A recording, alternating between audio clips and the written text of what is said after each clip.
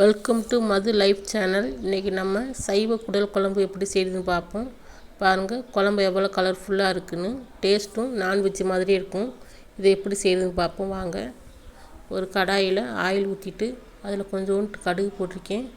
இது கூட கறி மசாலா பட்டை வகை கொஞ்சம் சேர்த்து எண்ணெயில் பொரிய விடுங்க. கொஞ்சோண்டு சோம்பு போட்டிருக்கேன், நல்லா மணமாக இருக்கும். சின்ன வெங்காயம் ஒரு 2-3 சின்ன வெங்காயத்தை பொடுசை வெட்டி வச்சுருக்கேன். தாளிப்புக்காக அந்த சின்ன வெங்காயத்தை நல்லா பொன்னிறமாக வர்றது வரைக்கும் வதக்கி விட்டுக்கோங்க. இப்போ பாருங்கள், இந்த அப்பளம் எடுத்து கொஞ்சோண்டு எண்ணெயில் பொரிச்சு எடுத்து வச்சுருக்கேன் தனியாக. இந்த அப்பளம் போடுறப்போ குழம்பும் டேஸ்ட்டாக இருக்கும், பார்க்குறக்கும் குடல் குழம்பு மாதிரி இருக்கும். இப்போ பாருங்கள், தாளிப்பு பொன்னிறமாக ஆயிடுச்சு.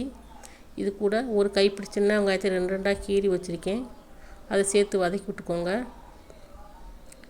இதில் ஒரே ஒரு தக்காளி பழம் மட்டும் சேர்த்துக்கோங்க. ஒன்று போட்டால் போதும், குழம்பு புளிச்சா டேஸ்ட் இருக்காது. ஒரு பழத்தை போட்டு வதக்கி விட்டுக்கிட்டு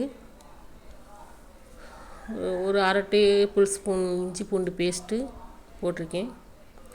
குழம்பு நல்லா நான்வெஜ் மாதிரி நல்லா மணமாக நல்லாயிருக்கும். அதுக்காக இஞ்சி பூண்டு பேஸ்ட்டு போட்டுக்கோங்க. அதை வதக்கி கொடுத்துக்கோங்க. இது கூட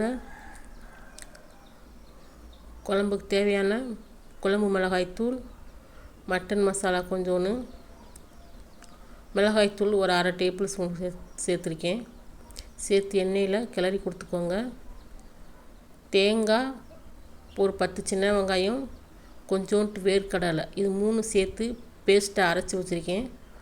அதை எடுத்து அந்த மசாலா கூட சேர்த்துக்கிடுவோம். நான் மிக்ஸி ஜாரை கழுவி கொஞ்சோண்டு தண்ணி ஊற்றி கழுவி ஊற்றிருக்கேன். ஊற்றிட்டு கிளறி கொடுத்துட்டு மசாலாவை ஒரு கொதிக்க விடுங்க. ஒரு 5 நிமிஷம் நல்லா கொதிக்கட்டு, மூடி போட்டு கொதிக்க விட்டுருங்க. 5 நிமிஷம் கழிச்சு பார்ப்போம். தேவையான அளவு உப்பு கொஞ்சோண்டு சேர்த்துக்கோங்க. உப்பு கொஞ்சமாக போடுங்க, ஏன்னா அப்பளம் உப்பு இருக்கும். அப்புறம் உப்பு அதிகமாயிரும், குழம்பு நல்லா இருக்காது. கம்மியாக போட்டுக்கோங்க. இப்போ குழம்பு கொதிச்சிருச்சு பாருங்கள். இந்த ஸ்டேஜில் நம்ம வறுத்து வச்ச அப்பளப்பு இருக்குல்ல, அதை போட்டுக்குருவோம்.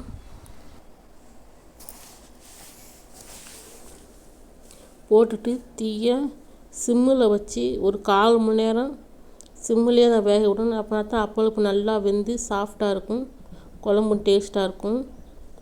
மூடி போட்டு ஒரு 1/4 மணி நேரம் சிம்மிலே வேக விடுங்க. நம்ம ஊற்றின எண்ணெயில் மேலே பிரிஞ்சு வரும். ஒரு 1/4 மணி நேரம் கழித்து உங்களுக்கு காட்டுறேன் பாருங்கள்.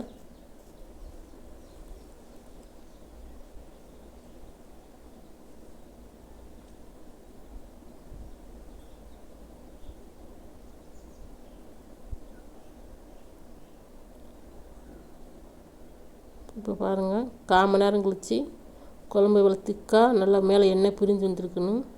சாப்பிட்றதுக்கு அவ்வளோ டேஸ்ட்டாக இருக்கும். நீங்களும் வீட்டில் செஞ்சு பாருங்கள்.